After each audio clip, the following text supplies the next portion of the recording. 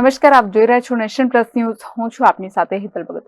સરકારના પ્રવક્તા મંત્રી ઋષિકેશ પટેલનું નિવેદન સામે આવ્યું છે, જેમાં મહાકુંભમાં ગયેલા એક પણ ગુજરાતીને કોઈ પણ પ્રકારનું નુકસાન નથી થયું તેવું તેમણે જણાવ્યું છે.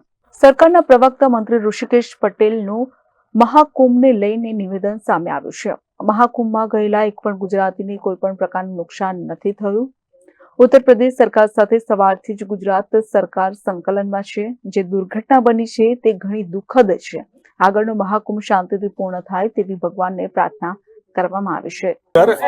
અને અબુધાબીમાં બીએપીએસ સંસ્થાન દ્વારા મંદિર બનાવ્યા પછી ભૌગોલિક રીતે, સાંસ્કૃતિક રીતે ભારત અને મિડલ ઇસ્ટ બંનેના કલ્ચરને નજીક લાવવાનું અને લાગણીને ઉષ્માભર્યા સંબંધો બાંધવાનું કામ બીએપીએસ સંસ્થા દ્વારા થયું છે.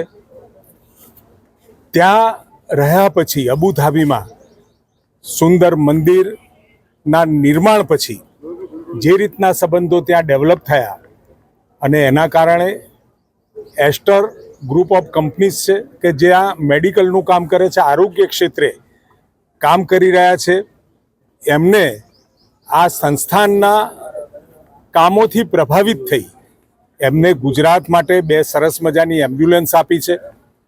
અને એમ્બ્યુલન્સ કહું તો પણ ચાલે, પરંતુ દૂર દરાજના વિસ્તારોમાં અને એમાં પણ ખાસ કરીને આદિવાસી વિસ્તારમાં જ્યાં આગળ દર્દીઓને દવાખાના સુધી જતા જ્યાં તકલીફ પડતી હોય ત્યાં આગળ આ એમ્બ્યુલન્સ નહીં પરંતુ ડિસ્પેન્સરી કહીએ તો પણ ચાલે.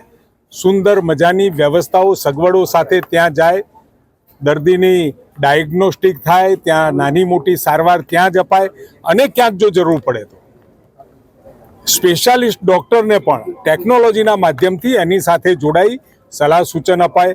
ઇમરજન્સી સારવાર માટે એમ્બ્યુલન્સનો ઉપયોગ કરી શકાય. ખૂબ સારી વ્યવસ્થા.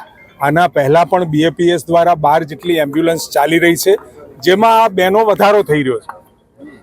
ગુજરાત સરકારની સાથે સાથે સરકારની જવાબદારીની સાથે સેવાભાવ આપણા ભારતીય સંસ્કૃતિમાં આરોગ્યને જે અપનાવ્યો છે એના કારણે સાધુ સંતો, ઘણી બધી સમાજ સેવાના લોકો આરોગ્ય સાથે સરકારનો ખભોખભી મિલાવીને ચાલી રહ્યા છે.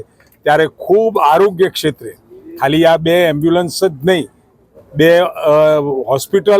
એમ્બ્યુલન્સ હોસ્પિટલ નહીં, પરંતુ અનેકવિધ જગ્યાએ બીએપીએસ દ્વારા ખૂબ સારી વ્યવસ્થાઓ આરોગ્ય ક્ષેત્રે ઊભી કરી છે અને સેવાભાવની જ્યાં જરૂર હોય ત્યાં એવા વિસ્તારોમાં કામ કરી રહ્યા છે.